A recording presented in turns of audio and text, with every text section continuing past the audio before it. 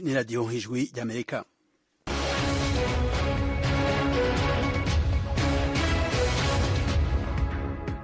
iradiyo ijwi ry'Amerika isameranira i Washington DC mu Kirundi mu Kinyarwanda. Mwiwe neza nshuti mwese duteramanye muri kumwe na Frederic Unikije agiye kubashikiriza amakuru yo kuri iyi saha. Umukuru w'igihugu cy'u Rwanda yateye akamo abitabiriye inama ibihugu bihurikiye umuryango Commonwealth kabasaba kunagura imigenderanire ku bw'ineza y'ivyo bihugu n'abanyagihugu bavyo. The Commonwealth, we already have many things in common. Muri Commonwealth dusanzwe dufite byinshi duhuriyeho, rero navuga ko hari intangiriro nziza bihagije, ariko kandi dukeneye kurushaho kuyinoza. Uyu ni Perezida Paul Kagame w'u Rwanda mu nama y'ubucuruzi ya CHOGM.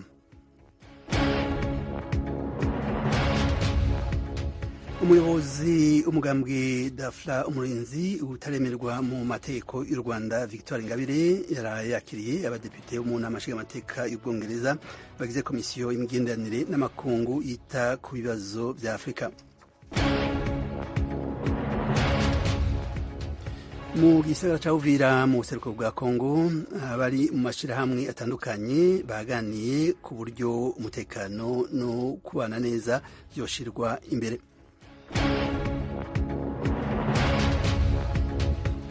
Naho i Washington DC muri leta zunze Amerika umurwi udasanzwe inama nshingamateka ukoritohozwa ku gitero cakozwe ku ngoro inama nshingamateka ikorera mu Capitol uriko urumviriza abantu bari bashinzwe ivy'amatora muri leta zitandukanye. Aya makuru hamwe n'ayandi twateguriye nimutangwe ni mukanya.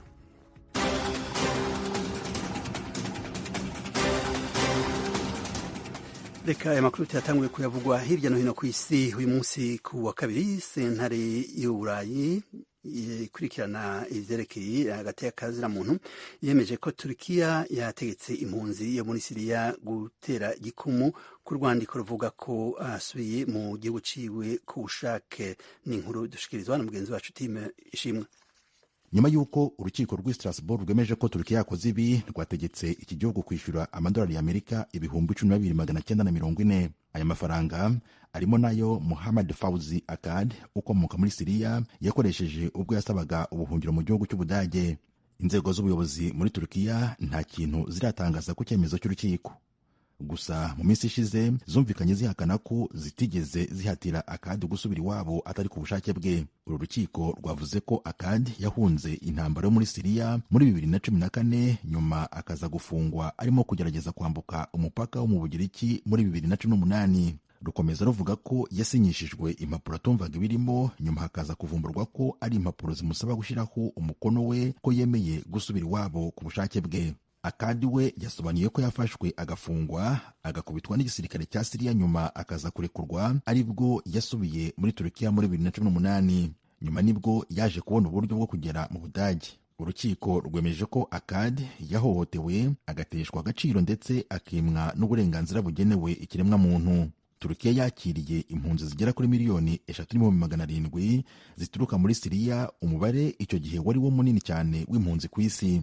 Komisiyo ishinzwe umutekano na HCR byemeza ko nta muntu wahunze Siriya ushobora kwemera gutahukanwa ku bushake bwe. Urakoze Tim. Inzego zishinzwe ibijanye n'inganda ziva kuri gaze mu Budagi zagabishije zivuga ko mu gihe Uburusiya guhagarika ubutagisubira inyuma gaze iva muri ico gihugu, Ubudagi bwohura n'akaga gakomeye mu bihe by'ubukanye. Ni inkuru n'ubundi dushikizwa na mugenzi wacu Time Ishimwe. Nyuma yo kugaragaza izi mpungenge Ubudage bushobora guhura nazo mu gihe gaze iba ikenewe cyane mu gihe cy'ubukonje, Ubutaliyani bwahise bwihutira gutangaza ko bwiteguye gufasha. Bwumvikanishije ko buzafasha mu bijyanye n'amafaranga azunganira mu kuzuza ibigega bya gaze hagamijwe kwirinda ibura ryayo mu gihe cy'ubukonje bukabije. Ni mu gihe ibindi bihugu byo mu muryango w'ubumwe bw'Uburayi byo byamaze gushyiraho ingamba zizabifasha guhangana n'ikibazo cy'ibura ry'ibicuruzwa. Izi ngamba ariko ntizikuraho kuba intandaro y'iki kibazo ariyo ntambara Uburusiya bwagabye kuri Ukraine ikomeza kuza ku isonga ry'urugamba Uburusiya busa n'uruhanganyemo n'ibihugu byose byo ku mugabane w'Uburayi. Mbere y'uko intambara yo muri Ukraine itangira, Uburayi bwose bwakoreshaga gaze ingana na 40% yaturukaga mu Burusiya. mu Budage ho hakoreshwaga gaze ingana na 55%. Kuri ubu ibihugu byinshi byahagaritse umugambi wo guca ikoreshwa ry'amashanyarazi n'amakara kubera iki kibazo cya gaze. Turagushimiye timu y'i Washington DC muri leta z'ubumwe z'Amerika. Umurwi udasanzwe w'inama nshingamateka ukora itohozwa ku gitero cakozwe ku ngoro y'inama nshingamateka Capitol uriko urumviriza abantu bari bashinzwe ivy'amatora muri leta zitandukanye. Inkuru dushikirizwa na mugenzi wacu Thomas Kamirinde. Mubo komite yatumiye uyu munsi harimo uwo twakwita nka minisitiri w'ubutegetsi bw'igihugu wa leta ya Georgia iri mu majyepfo ya leta zunze ubumwe za Amerika, Brad Raffensperger, na perezida w'inteko ishinga amategeko ya leta ya Arizona iri mu burengerazuba bw'igihugu, Rusty Bowers. Bombi bari kumwe na perezida Trump mu ishyaka rimwe ry'abarepublikani. Mu matora yo mu 2020 abakandida bari bakeneye cyane gutsinda muri izi leta zombi kugira ngo bashobore gutorwa ku rwego rw'igihugu. Joe Biden yazirushijemo Donald Trump amajwi make cyane. Trump yashyize igitutu kuri Raffensperger ushinzwe kwemeza ibiba byavuye mu matora byose kugira ngo amwibire amajwi, anatangaze ko ariwe watsinze leta ya Georgia. Raffensperger yarabyanze, amusobanurira ko binyuranyije n'amategeko. Muri Arizona, Trump yashakaga ko Bowers yirukana koleji y'abatora yo muri leta ye no kuyisimbuza indi y'amagendu yo kwemeza ko ari we watsinze amatora. Bowers nawe yarabyanze. We na Raffensperger barabwira komite uburyo Trump yabashyizeho iterabwoba nk'uko babivuga mu magambo yabo. Uyu munsi ni uwa kane w'ubuhamya komite yumva ku mugaragaro. Kugeza ubu yakiriye abatangabuhamya bakoranaga hafi n'uwari umukuru w'igihugu Donald Trump igihe ingoro y'inteko ishinga amategeko yaterwaga ku itariki ya 6 y'ukwa mbere 2021. Bose bayibwiye ukuntu basobanuriraga Trump ko yatsinzwe amatora kandi ko atibwa amajwi, ariko we akanga kubyemera, kugera ashyuhije abayoboke be bajya kugaba igitero ku ntumwa za rubanda zarimo zibarura zinemeza amajwi y'amatora bwa nyuma na nyuma.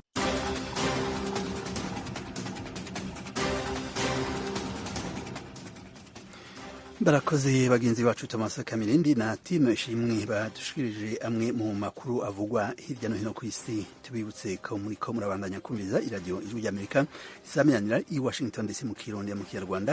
Mu kanya amakuru yo mu karere ka Afrika y'ibiyaga binini.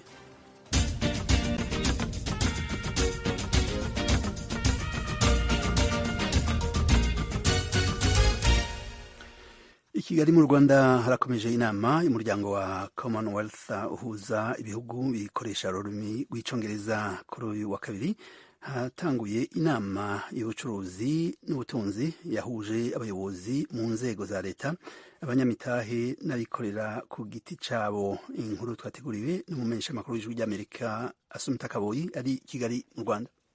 Muri iyi nama urubyiruko rwabaye ingingo yibanzweho n'abayobozi bahuriye mu biganiro byo kuri wa kabiri byibanze ku gutegura hazaza hasangiwe mu bihugu bigize Commonwealth. Perezida Paul Kagame w'u Rwanda niwe wari umushyitsi mukuru muri iyi nama, yitabiriwe n'abandi bayobozi ba za guverinoma barimo Minisitiri w'Intebe wa Bahamas Philippe Davis, umunyamabanga mukuru wa Commonwealth Patricia Scotland, n'umuyobozi w'akanama ka Commonwealth gashinzwe inganda n'ishoramari Jonathan Marland.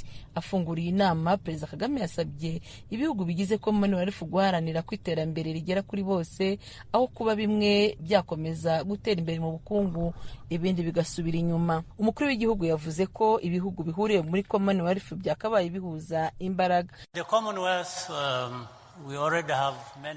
Muri Commonwealth dusanzwe dufite byinshi duhuriyeho, rwaba ururimi, bwaba ubundi buryo bunyuranye ubw'imicungire y'imari bwadufasha gukora ishoramari, guhahirana twese hamwe. Rero navuga ko hari intangiriro nziza bihagije, ariko kandi dukeneye kurushaho kuyinoza. Dukwiye gukomeza guharanira ko igihe tuvuze Commonwealth dusobanuye koko Commonwealth. umukuru w'igihugu yavuze ku kamaro ko guteza urubyiruko imbere rukazamura umusaruro ukenewe mu gihe kizaza. Perezida Kagame yumvikanishije ko inzego zifata ibyemezo zatangiye gutekereza ibyo zikwiye kuba zikorana n'urubyiruko aho kubirukorera. Perezida Kagame yavuze ko urubyiruko niruramuka rubonye uruvugiro rukagira n'uruhare mu birukorerwa n'ibikorwa muri sosiyete muri rusange, hari amahirwe menshi y'uko ruzatanga umusanzu ufatika. Muri iyi nama umuyobozi wa Banki Nyafurika Itsura Amajyambere BAD Akinwumi Adesina yasobanuye ko by'umwihariko urubyiruko rukeneye gushyigikirwa, imishinga yarwo igaterwa inkunga mu guharanira kubaka ubukungu bushingiye ku bitekerezo n'imbaraga zarwo. Rumwe mu rubyiruko rwo mu Rwanda rugaragaza ko rwishimiye ko rwahawe umwanya mu nama rukabasha kumurika ibyo rukora. Ducuruza ibintu bya made in Rwanda, ibikapu, amashati ya Kinyarwanda, Masai, produit navuga ko ikunzwe cyane n'abanyamahanga. Akenshi ni zino produit ziriho icyo twakita imigongo. Urugero nk'ino mipira nambaye, aya mashati ubona bariho ibintu by'imigongo bya Kinyarwanda. Akenshi ni ibintu byo mu bitenge nyine bikorerwa cyane mu Rwanda. Iyo babonye ikintu cy'umugongo kabisa bahita bakitabira n'ahantu handitseho Rwanda. Urabona umupira uri umugongo ariko hariho nk'ingagi. Iyi nama uko bigenda kose igomba kudusigira agatubutse.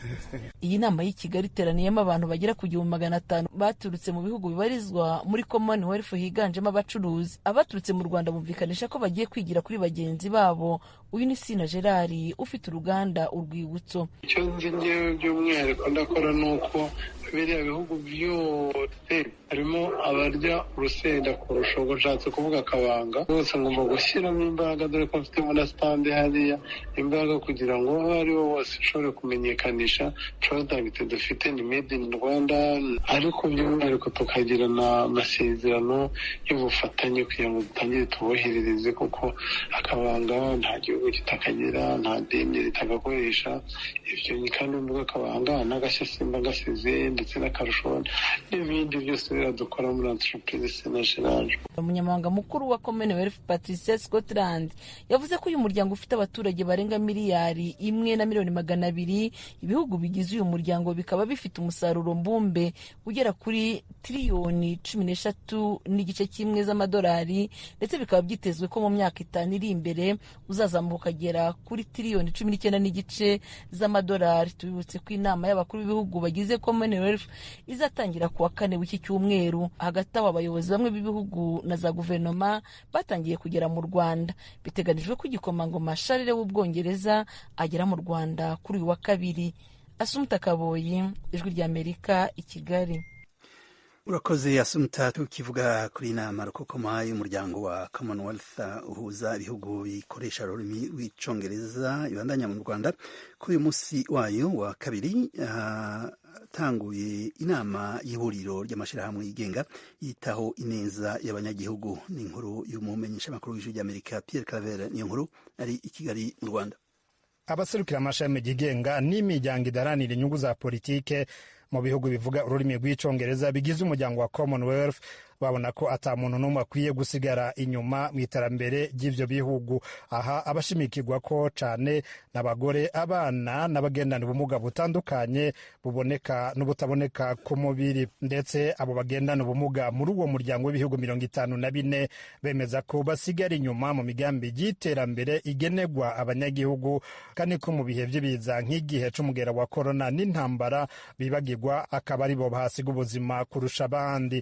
Richard Raiza ni umunyamabanga mukuru w'ihuriro ry'abagendana ubumuga muri Commonwealth yabibwiye Ijwi ry'Amerika. Ati ntivyoroshe kuko ari inzitizi nyinshi zituma dukumirwa, agateka kacu ntikubahirizwe. Bamwe batwita ko ataco dushoboye canke ko turi bantaho nikora, ariko sivyo na gato. Ni naco gituma ibihumbi n'ibihumbagiza muri twebwe bagendana ubumuga bapfa ku mwaka kuko tutitaweho nk'uko vyategerezwa. Natwe dutegerezwa guhaguruka tugahangana kugira ngo uburenganzira bwacu bwubahirizwe. Nko mu bihe vy'intambara canke ibiza, abambere bahasiga ubuzima ni twebwe. Muri corona incanco twazihawe ubugira 2 canke 3 inyuma y'abandi. Amakuru ntituyahabwa neza, akarorero n'abatavuga ntibumve canke ntibabone. Urumva ko bigoye ko bamenya amakuru. Mu Buganda hari n'abafunzwe ngo barengeje amasaha yo gutaha canke basohotse bitemewe mu gihe caguma mu rugo, kandi nabo batigeze babibwirwa mu rurimi bumva rw'ibimenyetso. amaleta akwiye guhaguruka agakingira neza agateka kacu. Mugenzi we Samuel Munana, umuyobozi w'urunani rw'abagendana ubumuga bwo kutavuga mu Rwanda, ashimangira ko abafise ubwo bumuga bagiye kwa muganga babura ingene basigura indwara zabo kubera abaganga benshi batumva ururimi rw'ibimenyetso bakoresha. Mu kuganira n'Ijwi ry'Amerika, imvugo ya Munana twayisiguriwe n'uwuzi ibimenyetso by'abafise ubwo bumuga bwo kutavuga. Ati dutegerezwa kwiyumvira tugashiraho ubuvuzi budakumira uyu canke uriya. Twebwe tutabona ntitwumve canke ntituvuge ni ikibazo gikomeye iyo dushitse kwa muganga, kuko n'abaganga bake bazi neza indimi zacu z'ibimenyetso. Iyumvire ko ibanga riri hagati ya muganga n'umugwayi rimenywa ubwa mbere, n'ubundi abwirizwa gusubiramwo ururimi rwacu. N'agateka kanje kaba gahungabanye. Aho n'igihe imiryango itaturekeye muhira ikatunyegeza tukagwayo canke ntitwige, amaleta ahindura ingendo yigisha n'abaganga indimi zacu. Umuvugizi w'imiryango itegamiye kuri leta mu Rwanda, Joseph Nkurunziza Ryarasa, ahamagarira amaleta atandukanye kwibuka gushira mu migambi y'igihugu abagendana ubumuga kugira ngo n'ijwi ryabo ryumvikane. So bakwiriye guhabwa umwanya wa mbere kugira ngo ibibazo byabo byumvikane. Y'ibibazo byabaye, y'imihindukire y'ikirere yabaye, abadafite ubumuga barabasiga, ntihagire ubavugira. So ni ngombwa ko abafite ubumuga bazanwa ku meza aho za politiki ziba ziganirwa n'igenamigambi, kugira ngo izo politiki n'igenamigambi zisubize ibibazo by'abafite ubumuga. Umukuru w'inama nshingaamategeko Mukabalisa Domitire yuguriye icesi iyi nama, abona ko ari akaryo keza ko kuvugana ibibazo bihanze abanyagihugu muri rusangi kugira ngo iterambere ntihagire n'umwe risiga inyuma. Ati n'akaryo ko gusubira tukirimbura tukaraba neza ko atanumwe dusize inyuma mu iterambere uko yoba ameze kose, haba mu nzego, kwa muganga n'ahandi. Abantu bose bangane kandi bahabwe ivyo bari kuri we ku rugero rungana, hanyuma dufatane mu nda kugira ngo twese twubake ubushobozi n'icizere. Aha rero amashami yigenga murafise igikorwa gikomeye kugira ngo ibi bishikwe ko, maze abanyagihugu baringa imiriyaridi 2,600,000 babeho neza muri uwo muryango. Murabika itagenda neza n'icokorwa kugira ngo ubwo butungane bushikwe ko muri Commonwealth, cane cane abanyantege nke bitabweho kurusha abandi. Imiryango irenga 1,000 niyo yaserukiwe muri iyo nama ya Commonwealth, imwe muri zine zitegekanijwe gutangurira y'abakuru b'ibihugu izoba ku munsi wa 4 n'uwa 5. Bitegekanijwe ko bashira hamwe ivyumviro n'imigambi babona yohinduka muri politike z'ibihugu kugira ngo abagendana ubumuga n'abanyantege nke bitabweho kurusha uko biri ubu. Pierre Claver Niyonkuru, Kigali, ku bw'Ijwi ry'Amerika.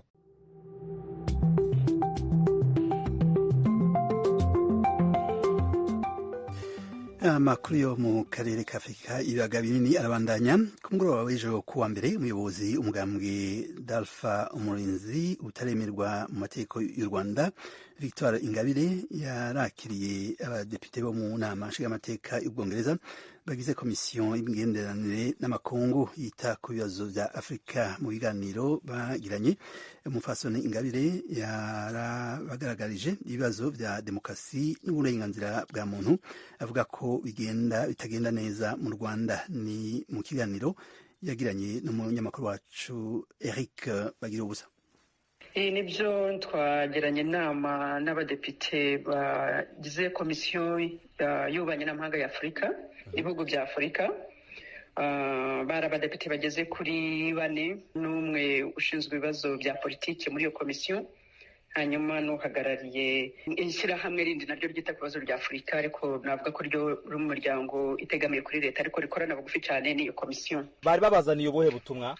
Bifuzaga ko tuganira ku bibazo rusange by'igihugu cyacu nk'abantu bari muri komisiyo ishinzwe gukurikirana ibihugu bya Afurika, baha ubufasha, bareba uko bigenda neza n'ibiki byose. Twaganiriye ku ngingo nk'eshatu nzivuze mu magambo makeya yihuse. twarebye nko ku bibazo kijyanye n'iterambere, twabashimiye ubufasha bw'igihugu cyacu, tubabwira ko hari ibyagezweho koko, ariko tunabagaragariza ko tugifite ikibazo gikomeye cyane mu byaro, aho usanga ubuzima bugikomereye abaturage bakiri mu bukene bukabije. Ku bijyanye n'imiyoborere y'igihugu cyacu twabagaragarije ko kuba u Rwanda rutaragera kuri demokarasi, tutarubaka igihugu kigendera ku mategeko, bikomeza kuba imbogamizi kuba tutaragera ku iterambere rirambye, kuko politiki y'iterambere ubundi yagombye gushingira ku bitekerezo by'abagenerwabikorwa ari bo bayoborwa.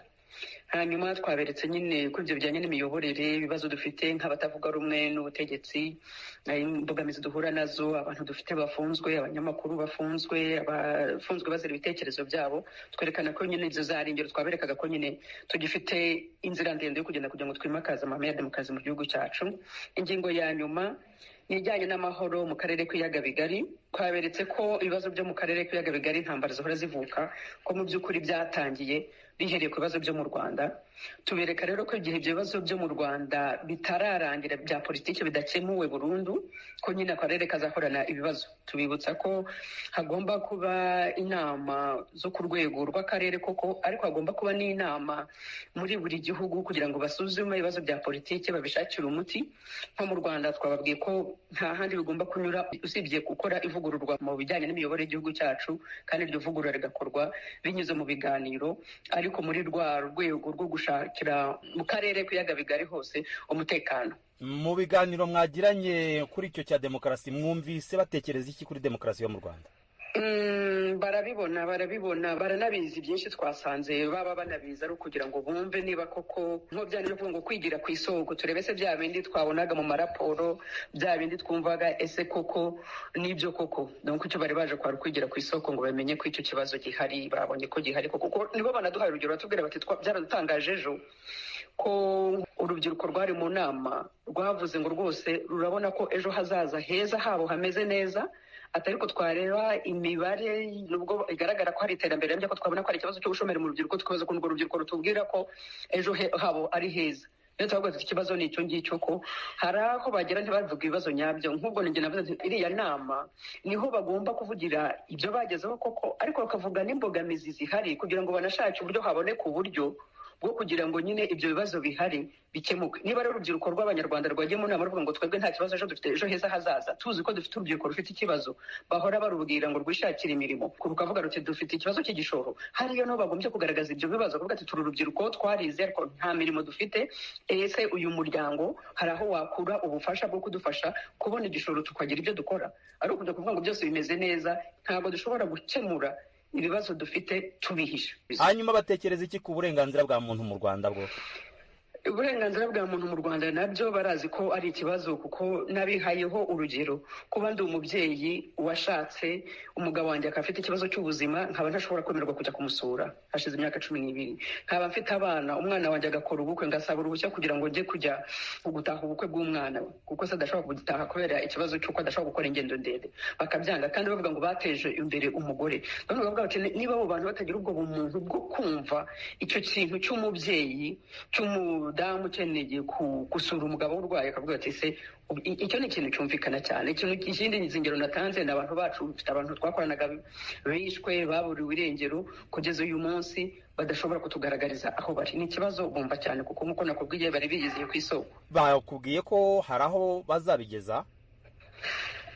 Nibyo ibyo twavuganye, bavuze ko nk'abashinzwe bakurikirana politiki y'ibihugu bya Afurika bazavugana n'ubuyobozi na guverinoma n'abaminisitiri babo bashyira politiki mu bikorwa, barebe ibyo bibazo, barebe uburyo haba impinduka kandi nziza kuri munyarwanda wese, ari kubayobora no kubayoborwa. Twebwe nicyo twanaberetse, tunifuza twavuze hakenewe impinduka mu Rwanda. Abantu bamenyere ko impinduka zigomba kuba ari uko hamenetse amaraso, kuvuga ati ntabwo icyo kintu tukifuza, turifuza ko haba impinduka nziza ku buryo buri munyarwanda wese nta n'umwe uzahutazwa, ariko izo mpinduka zikabaho kugira ngo dukomeze twubake u Rwanda rujya mbere. Madamu Victoire Ingabire, umuyobozi w'ishyaka Darufa Umurinzi ritavuga rumwe n'ubutegetsi bw'u Rwanda, ndagushimiye ku kiganiro wemereye radiyo Ijwi rya Amerika. Yego namwe murakoze.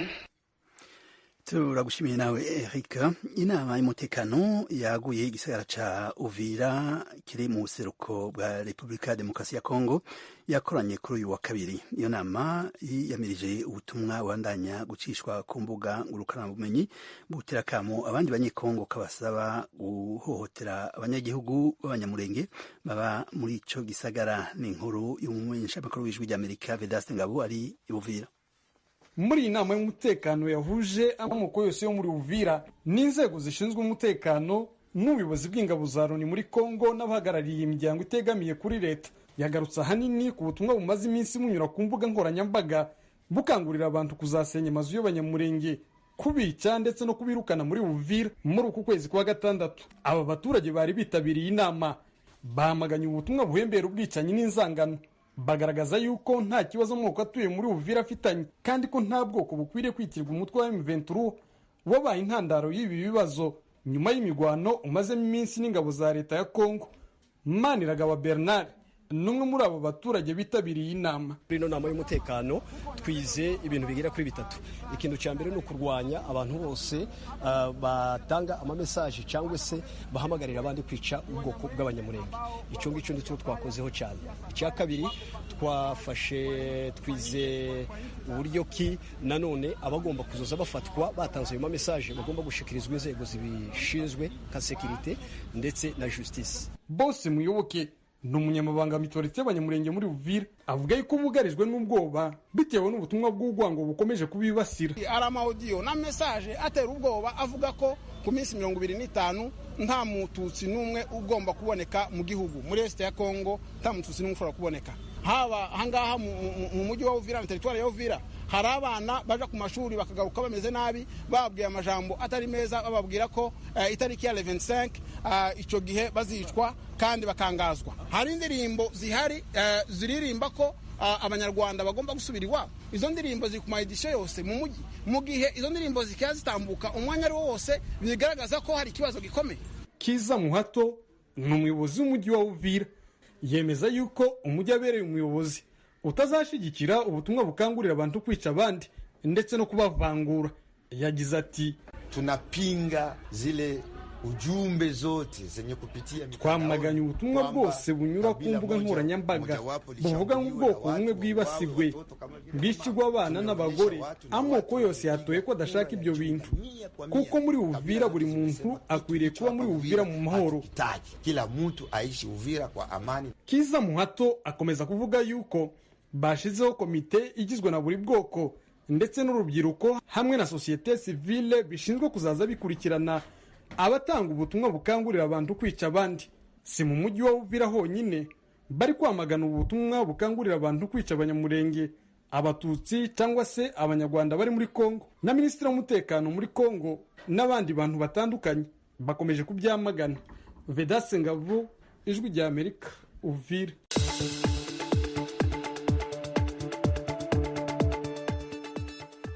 Inshuti mwese twateramanye mu kanya turasozera ibiganiro, ariko reka tubibutse ingingo nkuru zari zigize aya makuru.